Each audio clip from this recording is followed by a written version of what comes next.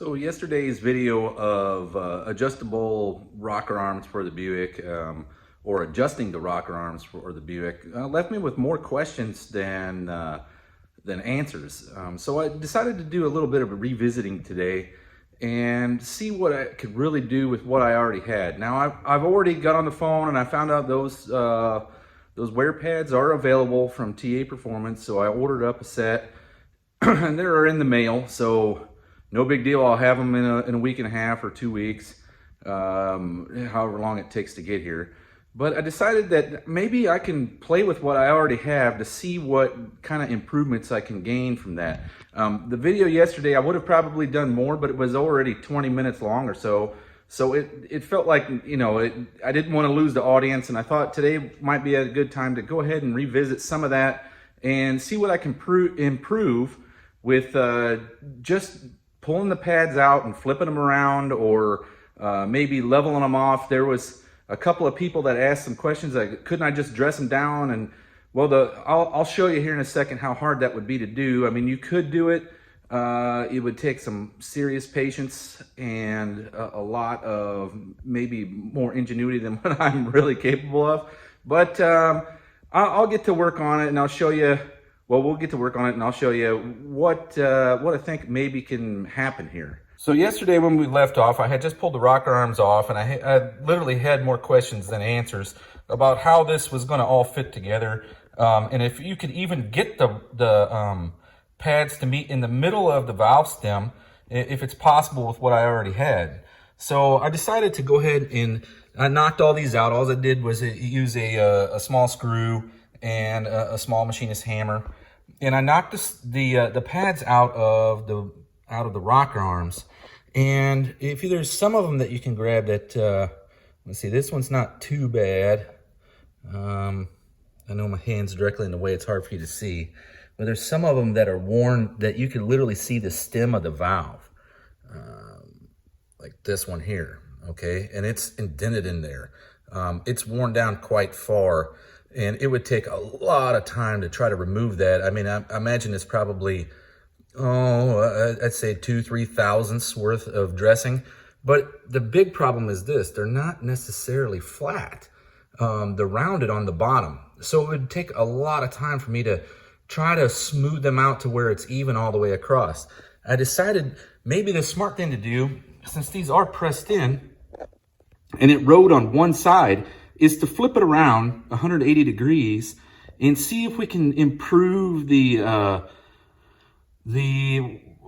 actual location of the rocker on the valve stem just using these. Now, I don't intend on leaving them this way. I'll probably do this. I'll probably knock these back out and then put them in, put the new ones in I get from TA Performance, and then redo the whole thing again. But I thought maybe the regular person, if they were trying to get this set up right, and they didn't have a lot of money or time, that they thought, what happened if I flip these around? So that's a good question. Like I said, I had more questions than answers. So I decided maybe I should do it just like that. So we'll go ahead and give that a try today and see what happens. 5 minutes later. So now, first things first, at first glance, this seems to be fine. I just flipped them around. But the closer you get in on the left rocker, the more you notice the pad sits farther off to the right. And it seems to be just a problem with the left rocker the most. The right didn't seem to care too much. And I mean, I thought, okay, maybe I have it on the wrong, and I flipped it around. But no, the right does better than the left. The left, for some reason, is off apparently quite a bit compared to the rights. And every left rocker has this overhang on the rocker arm.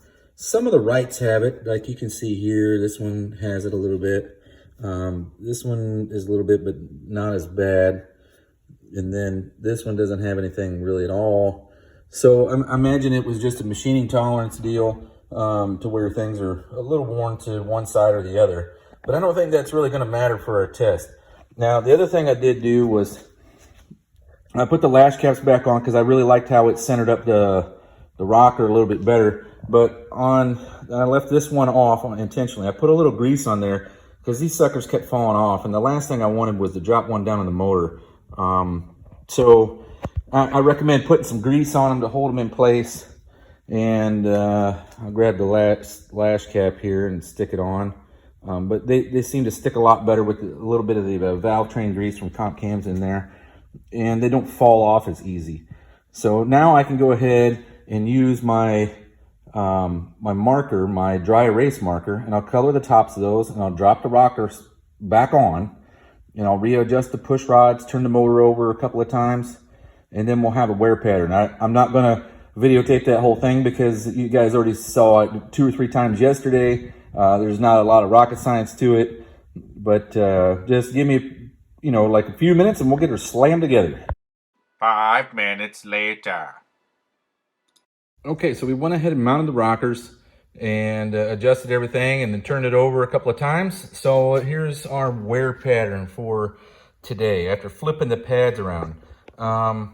It's obvious that flipping the pads around probably is not going to work well because it still is riding on the outside of the valve. But with the lash caps, I do like how it's a little more centered. If anything, it's a little bit more toward the top than it is the bottom.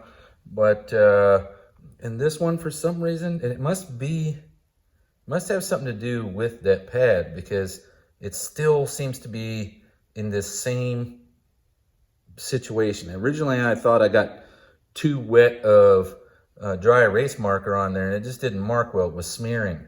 But since it continues to ride in that same spot, I'm assuming since I left the pads on the same rockers, I just changed the orientation 180 degrees. I'm thinking that there's probably something up with that pad. All right, so this one is actually pretty centered. This is not bad at all. This here, way on the outside, and if you remember from yesterday's video, this same one rode on the outside, and I said, okay, that's gonna have to be fixed. So we're gonna see what we can do about fixing it. It's gonna be hopefully fixable with new pads. And that may just be the problem because we will have to come back and redo this with pads. See, and again, this one wore not bad. I mean, it could be a little bit more toward the center, but it's really not bad. I wouldn't be concerned about it. Now, this one here, definitely on the outside and top. And it may just be that I need to run lash caps on, say, the exhaust valves or the intake valves, whichever one has the best imprint, and then leave them off for the exhaust. So this takes many times of trial and error and different combinations of parts to make it ideal for what we're trying to do. You want to get it as close as possible. In this situation, you want to get it as close as possible because this engine's going to be revved up, way beyond the factory 5,200 max RPM recommendation. It's going to be seen around 7,000. So, and it will spend the majority of its life in higher RPM than it ever would have on the street. So I would have to say I probably need to get it damn near perfect if possible, or as close as I can, without spending an unrealistic amount of money. But I'm glad this question came up because normally since they are non-adjustable, you just kind of slam them on there and wherever it fits, it fits. I mean, I've never really gone beyond that to machine anything down. You just watch to see if the valves move and that's that. And that's probably fine for a street engine because that's how the factory set them up. They were no different. They just, once they put the parts on and everything was fairly close, they just bolted her together. So in this situation, this is how you break valve train components or rocker arms or the shaft itself. The Buick is notorious since there is no support down here on the end for breaking off this end rocker. That's why I got the heavy duty shafts from TA. And I'm hoping that we'll solve some of that. The small block doesn't really have a lot of problems. I've done a lot of stock small block stuff that was performance cam and an intake, and you still revved them up 6,500 and they didn't seem to have a problem. I don't know what it's going to do above 6,500. Who knows? But they will rev if you put the right cam and intake and header combination on them. But that's where we stand at trying to revisit this for a second time with the parts that we have, just changing the configuration and the orientation of the pad on the rocker. It did make some improvements, and then didn't really do much in some other areas. So like I said, I got that other set of pads coming from TA, and I'll go ahead and swap them on when they get here, and we'll kind of rerun this whole test just to see what might end up being the ideal combination. So stay tuned.